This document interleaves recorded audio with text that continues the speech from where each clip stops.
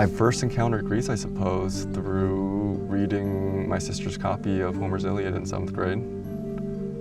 And it just seemed like a mystical foreign world. It could have been Mars. And to my great surprise, I learned later on that not only does the country of Greece exist, but much of it looks like this.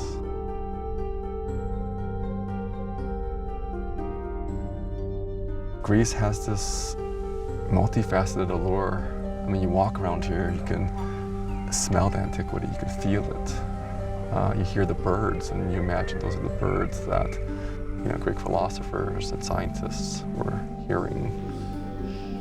It's a culture that accomplished so much. It's a time capsule.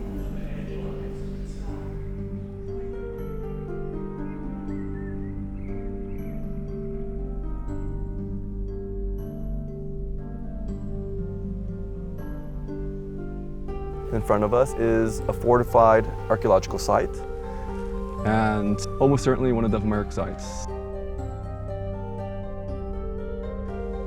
It's connected directly to the highway of its time, which is the Corinthian Gulf. It's direct access to the western part of Greece. It opens up towards the Ionian Sea, the Tyrrhenian Sea, right to Italy and beyond. So we're in uncharted territory here. Who knows how far it goes?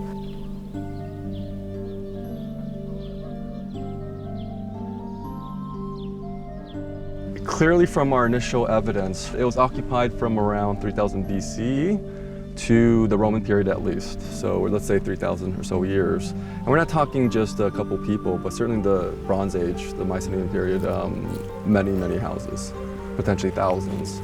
Now, as the first surveyors and excavators of the site, it gives us a chance with our modern outlook and technology and science to study this site in a way never done before.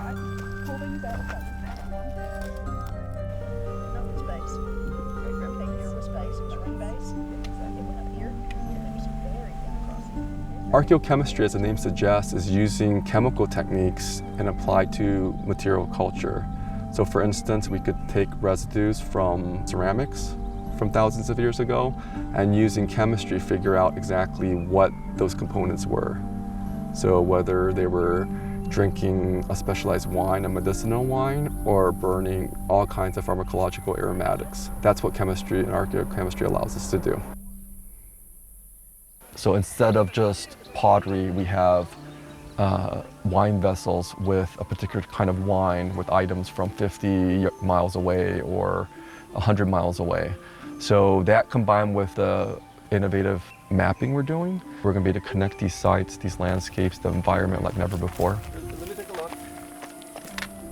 I want to find evidence for these heroes that are written about in the legends. I want to see how they lived, how they died, how they loved, how they ate, how they drank.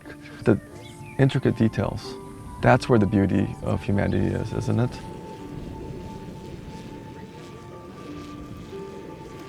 Like most archaeological projects, we're starting with the big picture. In the present day, that means using UAVs, unmanned aerial vehicles. So what that allows us to do with great sophistication is map where everything is on the site. And concurrently, we study the artifacts. So we go from the great macro view to the microscopic view. That's where things like archaeochemistry come in. Archaeochemistry serves as a doorway to so many other means of investigation. It points the way to say, maybe we should look more at this plant. Maybe we should actually look more at the environment. My approach, and particularly using archaeochemistry, would really be able to make a much more definitive answer to that question of the relationship between urban centers, between peoples, between their landscapes. So that's why field work needs to be done. We're working closely with collaborators as full partners, not just as incidental contributors. Dr. Yannis Liritsis, the Dean of Sciences for the European Academy of Science and Arts, Dr. Nikos Zacharias, who is the Professor and Dean of Humanities at the University of Peloponnese, and our colleagues at the local archaeological authority, the FARIA, Evie Sota, who is the archaeologist and our representative, and Alexandra Harami, who is the E4 in charge of the entire region. Working with local collaborators really gives us new insight because, of course, this is their land. They have an invested interest in it. And of course, we have this wonderful team from the United States. Ian Roy from Brandeis University. He's here to actually fly a drone, unmanned aerial vehicle, to document this entire region, cover ground that we just could have never done in the past. Savannah Bishop, who is a PhD student at Koç University in Istanbul, she is our assistant storage facility manager. Dr. Cheryl Floyd is our senior ceramicist. She's one of a couple dozen people in the world that could identify the hundreds and thousands of pieces of pottery you're going to find on the ground there. So we have here our first Yale student, Michael Gold. He does a lot of work with data science, and we're incredibly excited to involve younger people who will have insights that we can't even begin to imagine. This is like where I want to fly it. Archaeochemistry and other techniques allow us to see this beautifully nuanced picture of these people that lived over 3,000 years ago. After 100+ years of just getting this imperfect image, this fuzzy image of what the past was like, all of a sudden we can understand what was in these containers. Pottery and ceramics are everywhere. The material that's just popping out of the ground is mind-boggling. They're little clues, vital clues. This is where they made aromatics. This is where they ate. This is where they performed rituals next to the cemetery. And despite this site behind us being smaller, it occupies at least 5, if not more, major time periods. The pottery is more varied and of higher quality. We're getting all kinds of impressive metals. We recently found a bronze pin. Pottery of all kinds, beautifully decorated, and all kinds of other things that you wouldn't find again in a very insulated village. These are items of really a cosmopolitan city.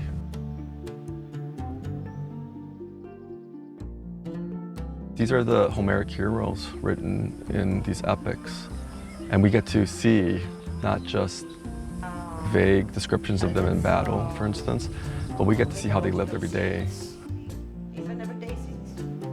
Really, this is the very beginnings of a warring society that's just trying to figure it out, like so many other worlds. How did they handle these pressing issues like drought and war and pestilence and environmental changes? We're going to be able to see that in high definition thanks to the science and the support of the Yale Peabody Museum. We're going to find potentially remnants of heroic shrines, temples, all kinds of items that just display how strange humanity can be. We could figure out how these heroes not just drank wine, for instance, but used it to celebrate, to participate in life-defining moments. And what we're going to find is absolutely going to surprise us, I guarantee it.